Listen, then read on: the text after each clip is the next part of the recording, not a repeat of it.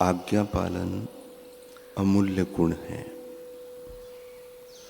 क्योंकि अगर आप आज्ञा पालन का गुण जीवन में लाने का प्रयास करेंगे तो आत्म साक्षात्कार के मार्ग में स्थित सबसे महान शत्रु मनमुक्ता और अहम भाव का धीरे धीरे निर्मूलन हो जाएगा। गुरु की आज्ञा का संपूर्णतः पालन करने का कार्य कठिन है, किंतु अंतःकरण से प्रयत्न किया जाए तो वह सरल हो जाता है। गुरु की आज्ञा का पालन विश्व की तमाम कठिनाइयों पर विजय प्राप्त करने का अमोघ शस्त्र है। हर एक सामान्य कार्य में बहुत ही परिश्रम की आवश्यकता होती है। अतः आध्यात्म के मार्ग में मनुष्य को अपने आप पर किसी भी प्रकार का संयम रखने के लिए तैयार रहना चाहिए और गुरु के प्रति आज्ञा पालन का भाव जगाना चाहिए। पूर्व काल के योगी महात्मा शिष्यों की कड़ी परीक्षा लेकर ही उन्हें योगिक शक्तियां प्रदान करते थे। गुरु की कसौटी पर खरे उतरने वाले ही लक्ष्य को पाते थे। एक बार रामदास के धैर्य की परीक्षा लेने के लिए उनके गुरुदेव ने उनसे कहा कि मैं कुछ दिनों के लिए एक विशेष कार्य से बाहर जा रहा हूं, जब तक वापस न आऊं तब तक यहीं बैठे रहना, किसी काम से कहीं मत जाना। रामदास ने कहा, जो आज्ञा गुरुदेव। दिन गुजरते गए। रामदास पत्थर की नाई गुरुदेव द्वारा बताए गए स्थान पर पड़े रहे। 8वें दिन गुरुदेव आए। रामदास ने प्रणाम किया। गुरुदेव ने पूछा, क्यों वत्स, इसी जगह मौजूद थे? रामदास ने कहा, जी महाराज, आपके जाने से लेकर अभी तक यहां आपकी आज्ञा अनुसार उपस्थित था। गुरु ने पूछा, मलमूत्र त्याग के लिए भी नहीं उठे? शिष्य कहता है कि आपकी कृपा से उनका वेग नहीं हुआ। फिर गुरु पूछते हैं, भोजन की क्या व्यवस्था थी? रामदास ने कहा, कुछ नहीं, कुछ भी नहीं। गुरुदेव कहते हैं, ठीक है, गुरु के आदेशों का पालन इसी प्रकार करना चाहिए। माँ बाप को छोड़कर जब सत्य के रास्ते आए हो तो तन मन वचन से गुरु की आज्ञा का पालन करना चाहिए, तभी भगवान की कृपा होगी। ऐसी अनेक परीक्षाएं रामदास ने दी।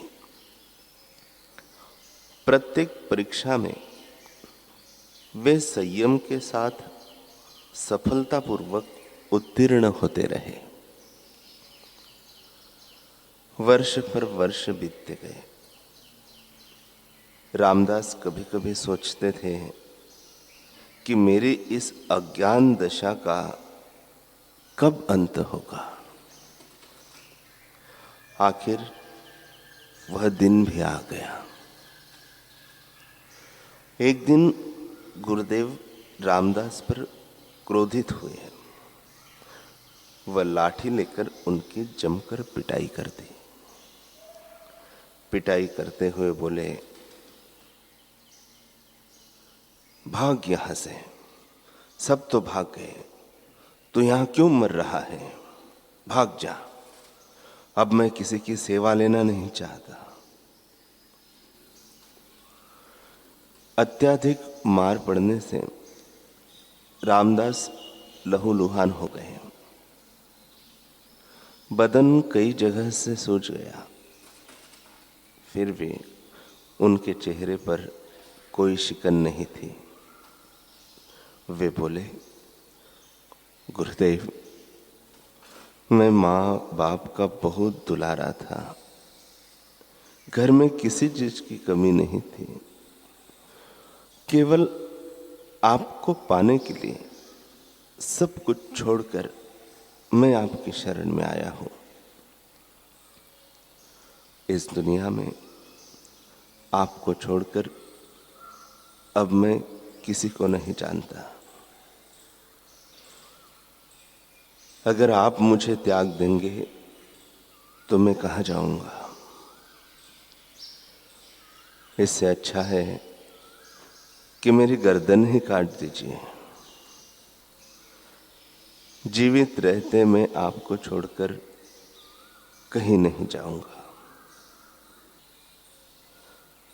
रामदास के नेत्रों से प्रेमाश्रु की धाराएं बह चली।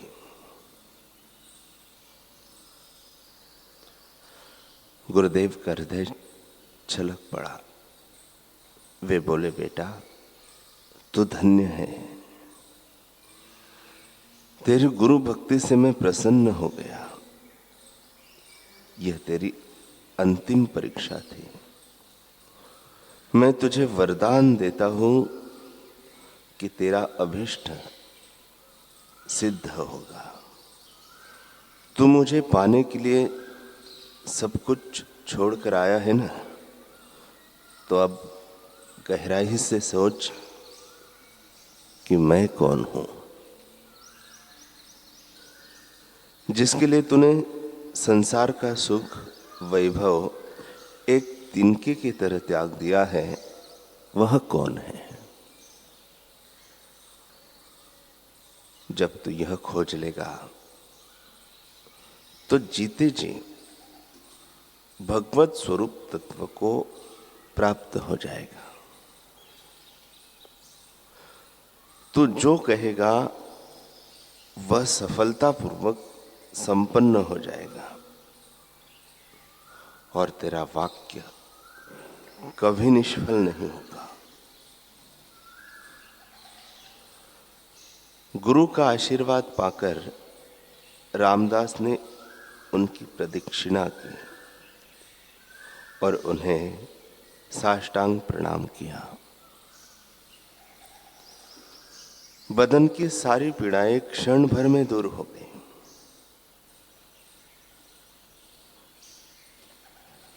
सद्गुरु की आज्ञा अनुसार वे गुरु तत्व की खोज में लग गए और आखिर उन्हें भरतपुर के सैलानी कुंड पर उस परम तत्व का साक्षात्कार हुआ।